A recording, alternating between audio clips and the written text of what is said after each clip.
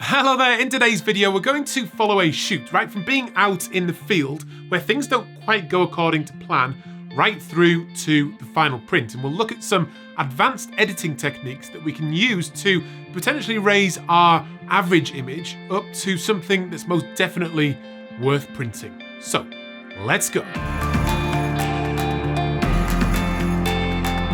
Now, like you, a lot of my landscape shoots don't always quite go according to plan. There are times when I will come back with absolutely nothing in the can, and it's very frustrating. As time goes on though, and experience builds, you can get or become slightly better at making the best of a situation that isn't quite as you wanted it. And that's what I think I did on this shoot.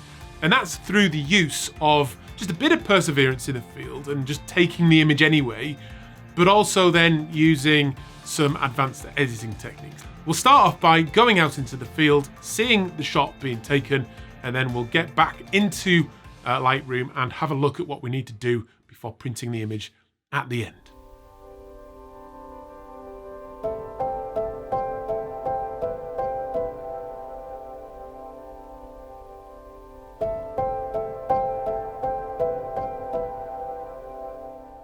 You join me on what is an absolutely beautifully special morning. Just take a look at what I've got behind me here.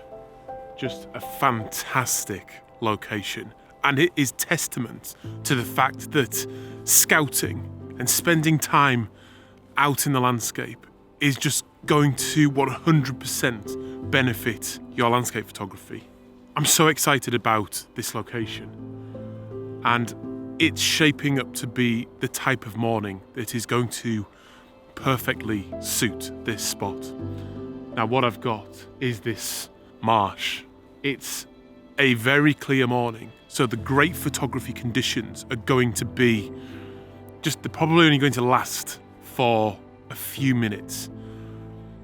It's a location that I scouted out earlier this week, and I just thought that in the right conditions, with a beautiful bit of mist swirling around over this water, and then as the sun rises and the light comes in from the side and just fills this landscape with that beautiful golden light, it will be perfect. And then I've been fortunate enough for that to happen about 3 days later. Now, I'm here nice and early. It's probably about 7 o'clock at the moment. Another half an hour or so until sunrise. There are some trees, so I'm probably looking at about 35-40 minutes before the light hits this pond here. And that's what I need. I need that golden light on all of these reeds and the water and the trees. And as it picks up that mist, it gets that really bright, beautiful feel to the image. That's what I'm after. It's probably only going to be a case today of maybe just one shot, because I just know this is going to burn off really quickly. The air feels quite dry, but the location's stunning. So I've got this pond and I'm going for a wide enough angle to sort of get all of that in. So we've got a sort of Christmas tree type pine here, and then some reeds over here. So I'm going nice and wide. I'm at 20 millimeters.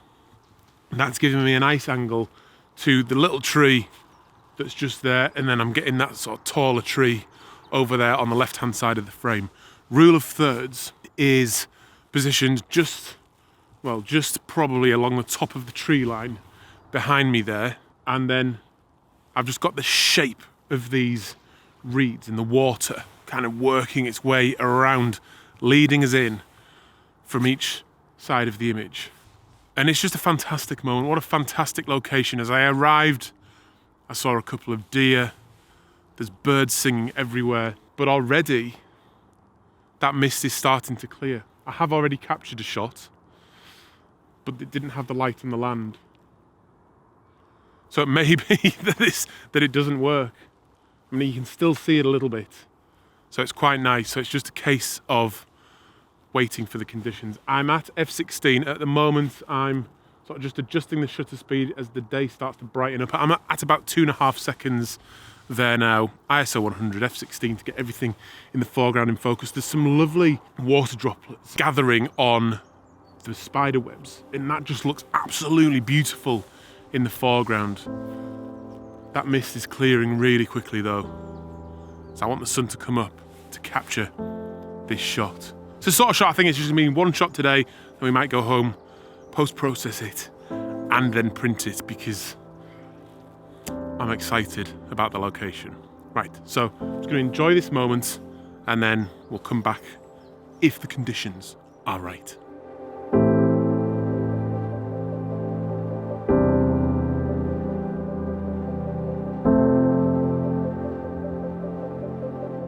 Right, the sun is now well up, and there is beautiful golden light on all of the landscape apart from the bit that I wanted to photograph. Now, this is one of the important things about scouting a location, is that you get to understand what the light does, because there's a big bank of trees sort of over there which is blocking the sun from this spot at the moment, and that's a valuable lesson learned. I know that either I need mist that's going to hang around for a long time, and we'll still see what the landscape looks like when the sun gets up properly. Otherwise, it's about planning the shot for the right time of year. There's a bit more of a gap in the trees that way. If I do it more towards September, then the light will be on here a bit earlier, but then there's less chance of mist and fog at that time of year. So it's all these sort of things I'm thinking about with my scouting. It may be the next time I come here, I go somewhere else first where there is some light already on the land, and then I come here a little bit later hoping that the fog will hang around. But I just thought it's quite funny that the one spot I've picked today is the one spot without any light on it. So, valuable lesson learned.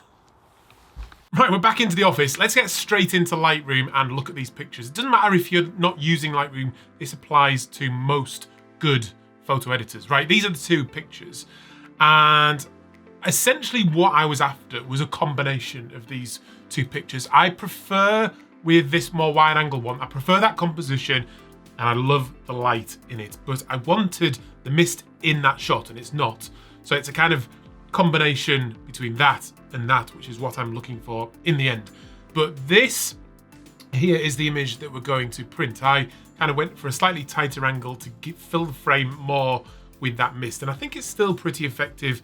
And I just want to, though, improve the colour a little bit, just to add a little bit more interest, to elevate that to the sort of picture that I want to print. So this is very easy to do on this effect, and we'll talk about it in a little bit more detail on the next picture. So let's bring up the develop module, and all I want to do is I'm going to come into the presets here on the left hand side, and I'm going to come up to curve.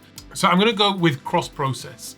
Just click cross process and you can see the effect that that has. Let me just undo that and do it again. And I really like that effect for this image. What cross processing is doing, it's essentially from the film days when people used to develop film with essentially the wrong chemical. So using a different chemical for the wrong type of film, and it created lots of different effects, and that's what this is emulating here. What that's doing in Lightroom is affecting the curves.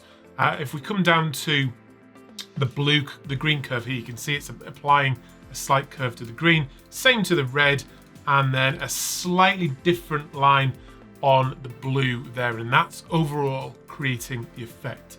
So to talk a little bit more about the tone curves in terms of controlling the color, let's have a look at this next image. Now, what the tone curve does is essentially it's a bit like the histogram. So all the tones over this side are the darker tones in the image, and the ones over on the left hand side, just like the histogram at the top, are the brighter ones.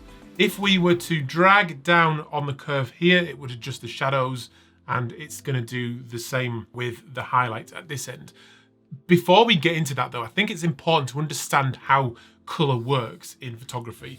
I find it very handy just to have a little color spectrum like this, which can be very, very useful when we're editing our pictures, because we want to be not just adjusting this in a sort of hit and hope method. We want to be planning what we want our image to look like, and then using this editing technique to achieve that.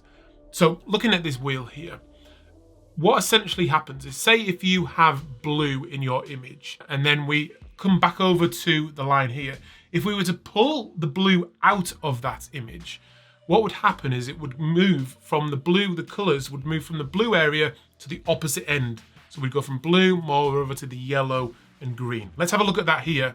So just by taking the middle of the curve here, we're going to pull blue out of it, so downwards, and you can see that the yellows and the greens start to appear in the image.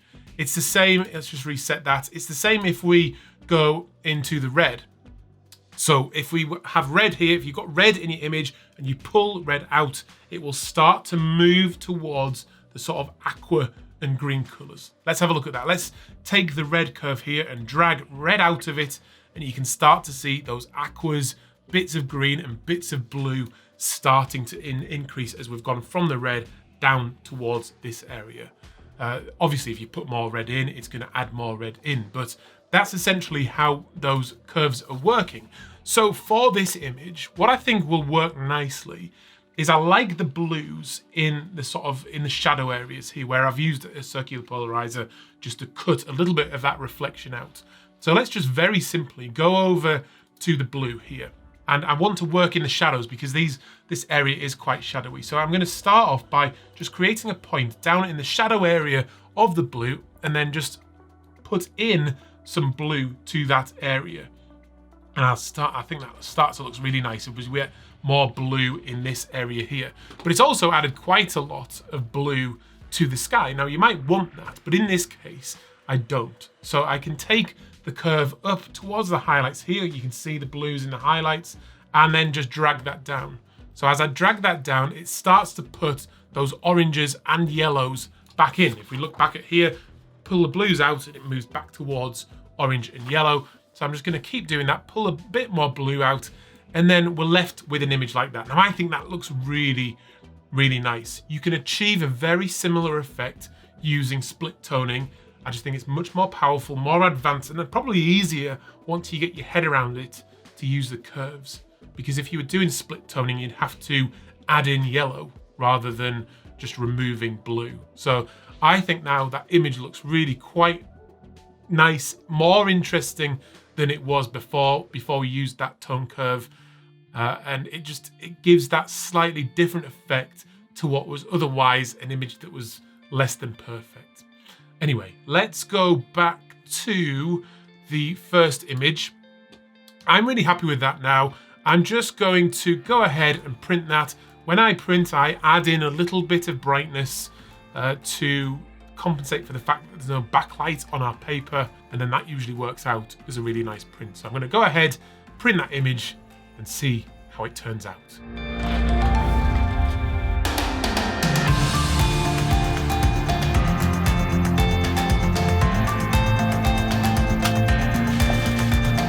Right, that's now done. So here is the print, and I think that that's pretty good. It's not ideal, it's not perfect by any means, but it's definitely worth printing, and that's definitely one that I am going to be willing to share.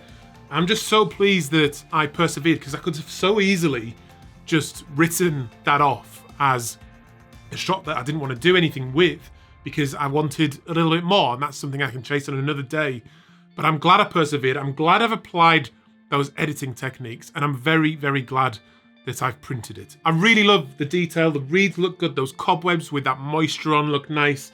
The fog and the mist looks beautiful. And the sky, although clear of cloud, I think still looks okay. I'm just really glad I went that extra bit to make this image work. And it just makes me think, how many other pictures do you have in your library that you could pull out from the past, apply a slightly different editing technique, and still make something worth printing?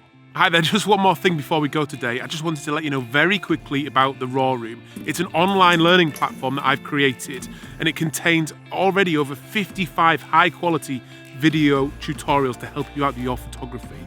That includes the landscape photography masterclass, the water drop photography masterclass, and there's an introduction to wedding photography coming very, very soon. I'm adding new videos all the time. You can have the whole lot for just £5.99 a month, and you can cancel at any time. Check it out and know you're going to love it.